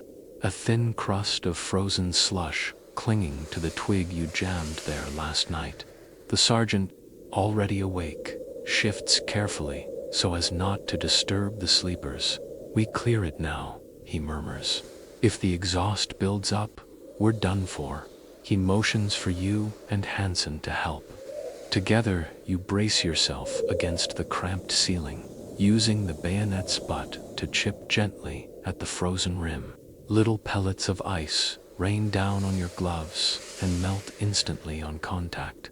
The cold draft that follows the cleared tunnel is sharp but welcome, proof that fresh air is flowing in again. Now for the pipe, the sergeant adds. He gestures at the rear flap where snow has slumped overnight into a lumpy wall. Hansen groans but obediently crawls toward the back, easing himself into the narrow gap. The rest of you huddle close to give him room as he claws at the packed drift with his mittens. When the flap finally opens, a rush of freezing air sweeps through the cabin like a living thing. The sudden cold makes everyone gasp. Hansen curses under his breath, then grins at you. Cheapest air conditioner in Europe, he mutters.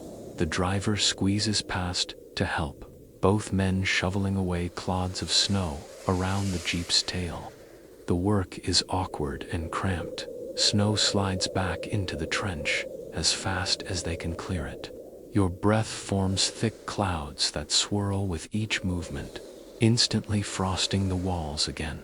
A quirky historical tidbit springs to mind. You recall reading that during the Russian winter campaigns, soldiers often had to dig out their vehicles every few hours to prevent carbon monoxide buildup from blocked exhausts. Some engineers suggested attaching stovepipe extensions to vents to keep them above snow level. Historians still debate whether those makeshift chimneys saved more lives or just wasted precious materials. Watching the two men struggle to keep the pipe clear, you wish you had one of those contraptions right now. The sergeant keeps his voice low but firm. Dig it wide enough for air to move. Last thing we want is to wake up groggy and not know why. His words send a small shiver through you that has nothing to do with the cold. After several minutes of scraping, they manage to open a shallow trench that allows the exhaust to breathe freely. Everyone settles back inside, boots wet and stiff from The flap is sealed again with a rough shove of packed snow, leaving only the fist-sized breathing hole above. The fresh draft makes the cabin colder than before, but it feels safer. You tuck your hands under your arms to keep them from stiffening. Hansen shivers beside you, but grins through chattering teeth. "At least we won't suffocate," he says. "Just freeze slowly." The sergeant allows a faint chuckle. "Better odds that way." As everyone resettles, a new problem becomes obvious. Moisture has collected overnight in the floor mats, pooling in shallow depressions that now refreeze as thin, crusty sheets. The driver curses softly as his boot sticks momentarily to the icy patch. "Feels like sitting in a frozen pond," he grumbles. You pull your knees tighter to your chest, trying to keep your boots out of the wet spots. The smell of damp wool mingled with the Jeep's cold metal creates a strange scent, half barn, half garage, that somehow feels like survival itself. A droplet falls from the ceiling, landing with a muted plink on your rifle's stock. You wipe it away quickly, remembering the sergeant's warning about moisture jamming the weapon. In this weather, even water feels like an enemy. The lookout by the flap exhales visibly, his breath forming a ghostly plume that drifts upward and freezes into the ceiling crystals. "Remind me to never complain about tents again," he says, earning a round of soft chuckles. To distract yourself from the cold, you think about last winter's training drills. An old corporal once claimed that carbon monoxide poisoning sneaks up like sleep. You don't notice until it's too late. He recommended poking the man next to you every so often to make sure he'd grunt back. Historians who've written about field conditions in Ardennes confirm that more than a few lives were saved by those rough midnight wake-up nudges. You decide to remember that advice. As dawn's first pale light filters through the vent, the snow-packed Jeep begins to glow faintly blue inside, transforming the cramped cabin into a cold lantern. The faces around you emerge from shadow, pale, tired, but alert. The strange beauty of that glow strikes you, for all its discomfort. The snow has created a quiet sanctuary, lit only by Nuinta's own light. The sergeant checks his watch and announces in a low voice, "One more hour before we start the engine. Let's keep shifts on the vent." Hansen volunteers to stay awake, shifting position to sit beneath the hole, his scarf pulled high and rifle across his knees. You lean your head back against the door, eyelids heavy from the long night. The Jeep's interior creaks occasionally as snow outside settles under its own weight. Somewhere beyond the mound, a branch snaps under ice and falls with a soft thud you barely hear through the insulation before drifting into a light doze. You notice a bead of water trembling at the tip of the twig in the vent hole, glistening like a frozen tear. You watch it sway back and forth in the draft, refusing to fall, and think it's a perfect metaphor for the night itself, fragile, suspended. Always one shift of wind away from breaking loose. Another quirky debate flashes across your mind. Some veterans later claimed they felt safer sleeping in these makeshift snow bunkers than in proper huts or tents, arguing that the Earth's quiet muffling gave them peace of mind. Others swore it was the most unnerving experience of the war. Watching that bead of water finally drop onto Hansen's scarf, you can see both sides clearly. Gradually, the ambient light strengthens, hinting that sunrise is near.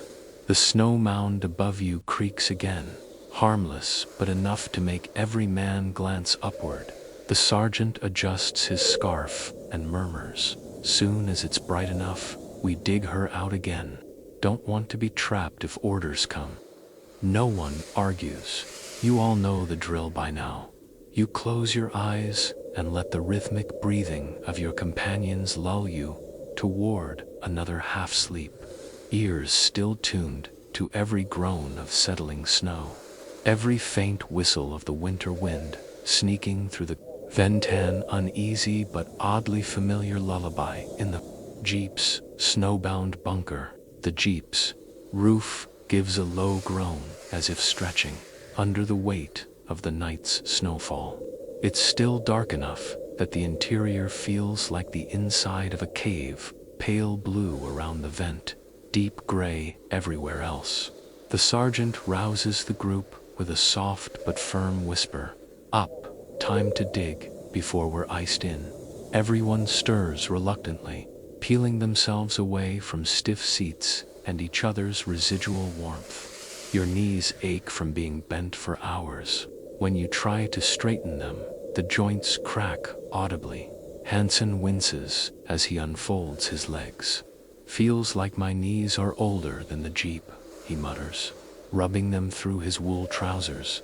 The flap at the rear has frozen shut again overnight, sealed by fresh layers of snow packed down by wind. The first attempt to push it open fails. It barely budges.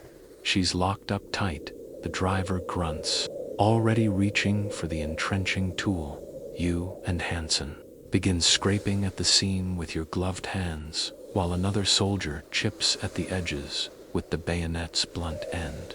The ice cracks reluctantly, breaking off in brittle shards that scatter across the damp floor mats.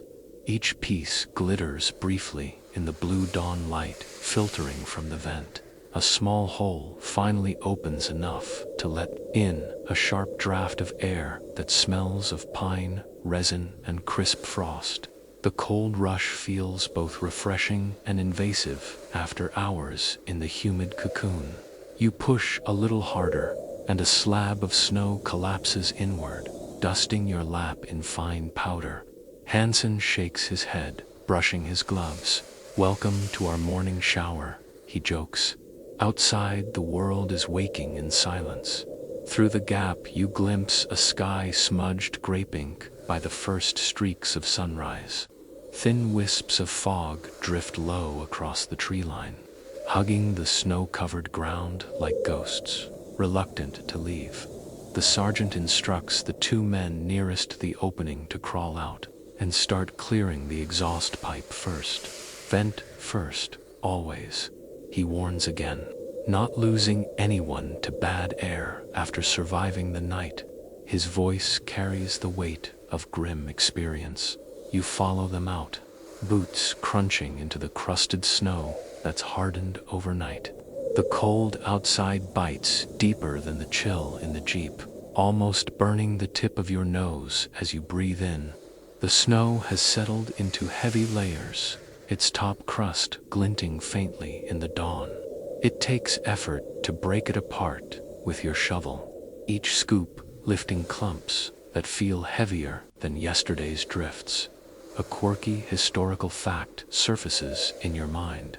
During the harshest winters of the Eastern Front, German mechanics sometimes slept beside their vehicles, covered in tarps and snow, claiming it was easier to restart engines with the warmth of their own bodies nearby. Historians still debate whether it made much difference or was just superstition born of desperation. Looking at your own Jeep's frosted grille, you suspect there was some truth to it.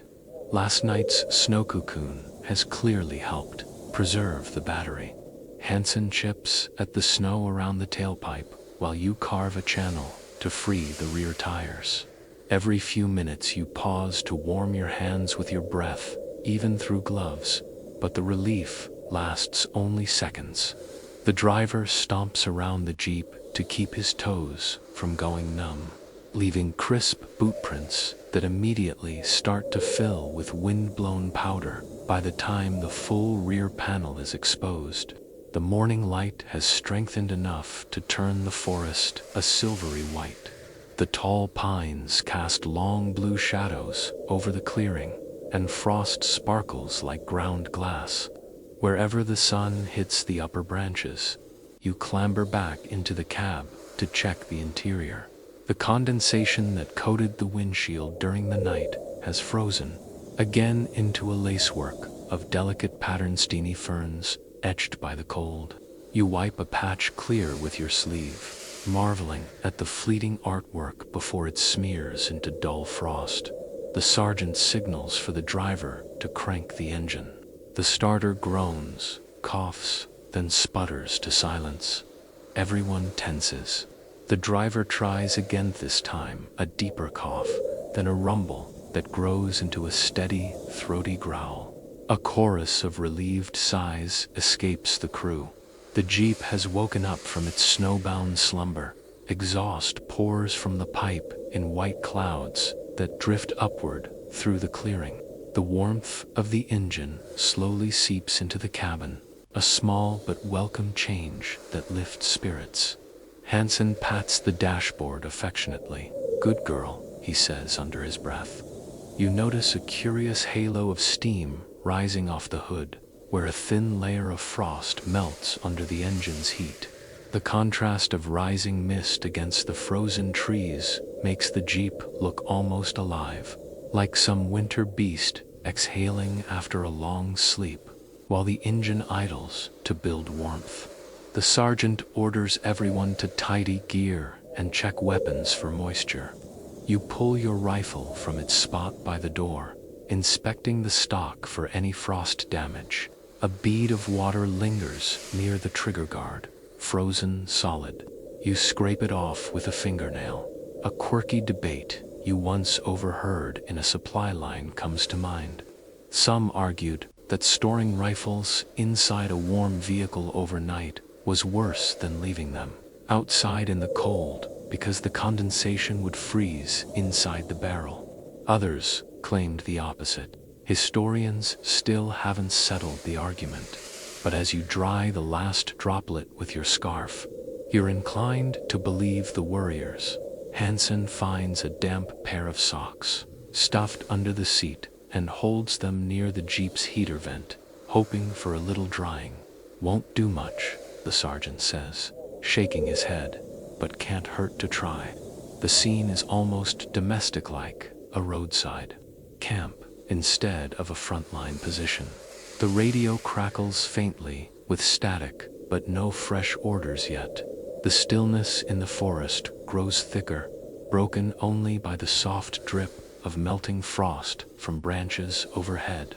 A crow caws somewhere distant, the sound carrying eerily clear in the cold morning air after another few minutes of digging and clearing snow around the wheels. The Jeep finally stands free of its white armor.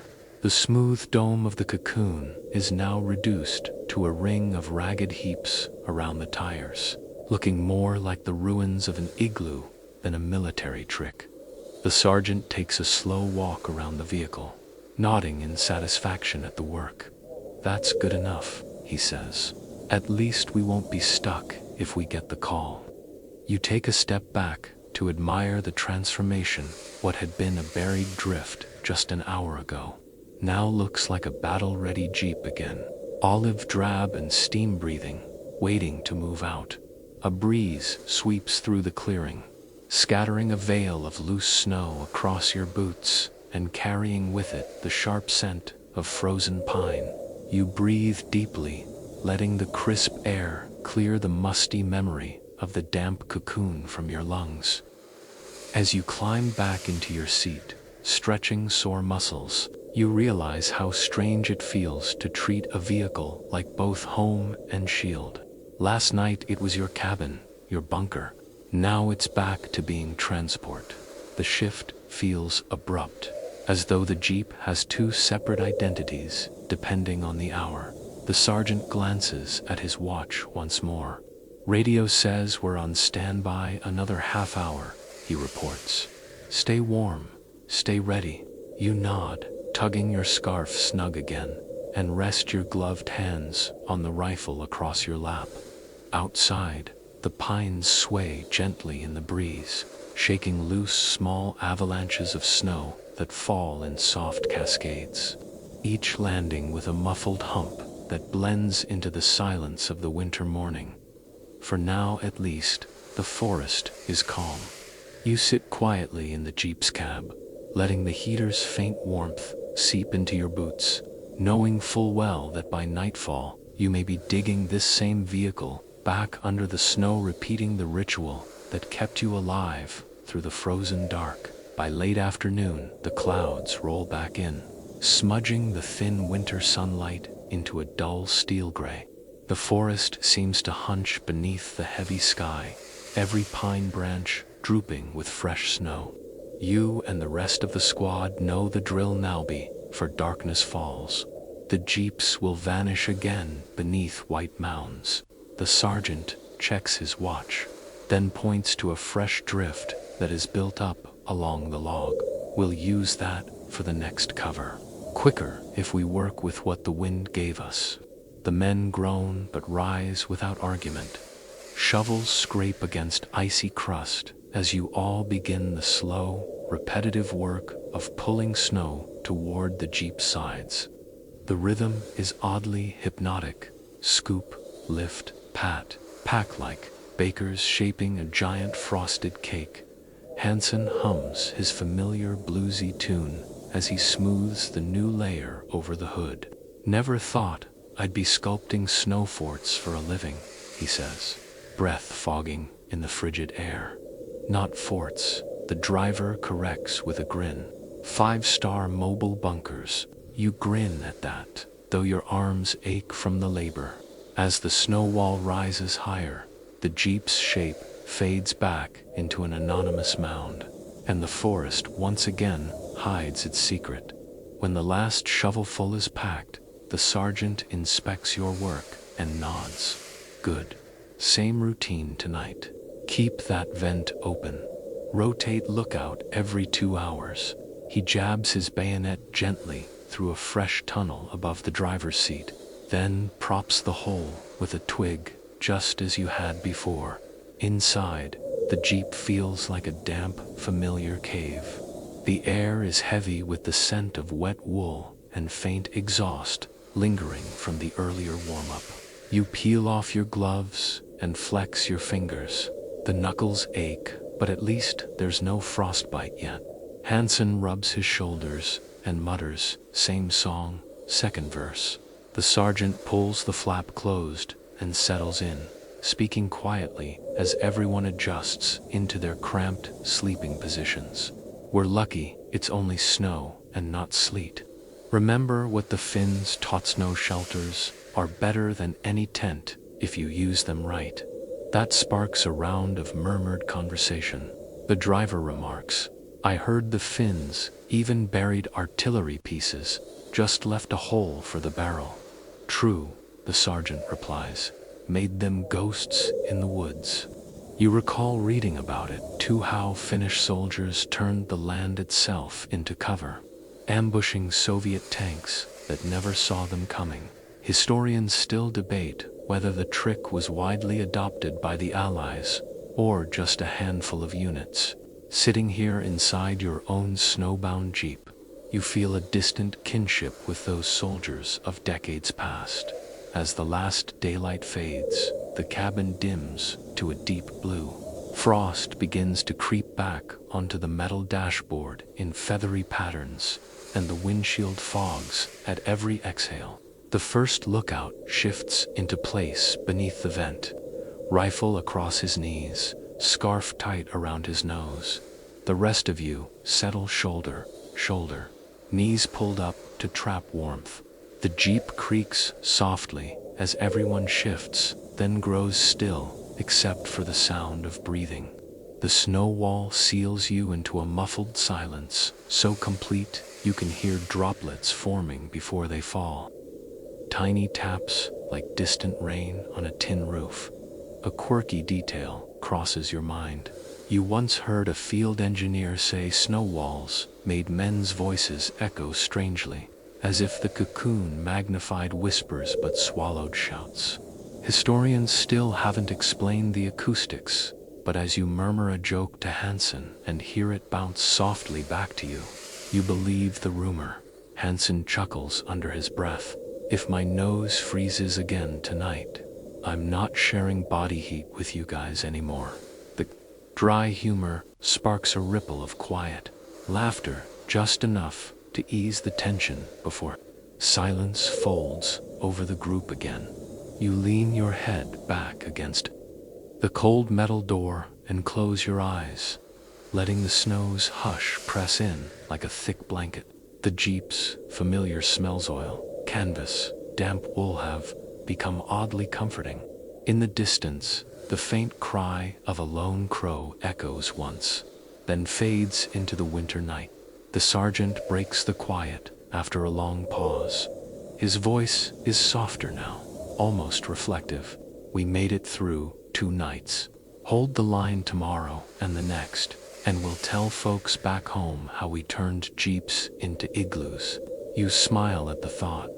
The image of explaining this to your family, describing how a war machine became a bedroom beneath Arden snow, strikes you as both absurd and oddly proud.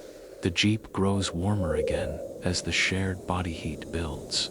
Frost near the vent begins to bead and melt, a sure sign the cycle of condensation will return by midnight. You watch a droplet swell on the twig brace, waiting for gravity to tug it free. It wobbles, trembles, and finally slides down in a tiny silver line, landing with a soundless splash on Hanson's sleeve outside. The forest sleeps under a heavy quilt of snow, hiding every trace of steel and tire beneath soft, deceptive mounds. Dawn will reveal nothing but a row of white hummocks where the convoy rests unseen. You shift to find a more comfortable angle against the door, already resigned to the ache in your knees by morning. The Jeep's roof hums faintly under the weight of fresh flakes settling in the dark. The lullaby of winter soft snow, slow drips, steady breaths, pulls you toward drowsiness. For a few last waking moments, you picture what the scene must look like from the ridgeline, a quiet white valley, only trees and wind-swept drifts, no hint of the men hidden beneath. It feels like a strange victory, this invisibility bought with cold and discomfort. You let that thought be your final comfort as your eyelids grow heavy. The night stretches on with no alarms, no distant MG42, no cracking branches that aren't from snow's own weight. Only the muffled sighs of wind against the mound. Each rotation passes quietly, each man nodding off the moment he's off watch. The snow's hush holds the war at bay, at least for this night, when the first pale ribbon of dawn seeps in through the vent. It paints the interior in soft blue light again, highlighting faces slack with exhaustion but still alive. Still together, the sergeant whispers, another day down. We held the line. You open your eyes, stiff but grateful. The snow-cocooned Jeep has done its job, once more an unglamorous guardian in a frozen forest war. The morning comes quietly, and with it the slow realization that the worst of the night has passed. The snow that felt heavy and suffocating hours ago now glows faintly in the pale light, like the shell of a protective creature that has carried you safely through another bitter Ardennes winter's night. You lean back against the cold door, stretching stiff fingers as the others stir around you. The sound of shuffling boots and the soft rustle of canvas mingle with the distant sigh of wind in the pines. No orders yet, no engines growling, just a temporary peace wrapped in frost outside the vent hole. The snowdrifts sparkle as dawn climbs higher, each crystal catching the light for a heartbeat before fading back into white. The forest still holds its breath. Even the birds seem reluctant to break the hush. In this calm, you let yourself slow down, each inhale deeper, each exhale slower until the ache in your legs eases and your thoughts grow soft at the edges. The Jeep feels less like a cramped machine and more like a quiet cabin in the woods, its steel walls lined with a night's worth of shared breath and whispered jokes.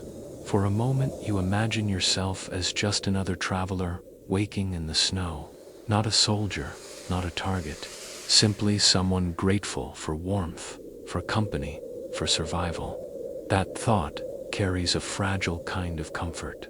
The sergeant finally shifts in his seat, voice low and steady. We're alive. That's enough for today. You nod, agreeing in silence, watching as a single droplet slides down the frosted windshield and disappears into the shadows below. Now the sun continues its climb, and the forest begins to stir once more. But you stay seated a while longer, letting the gentle light and soft breath of the snow hold you in their calm.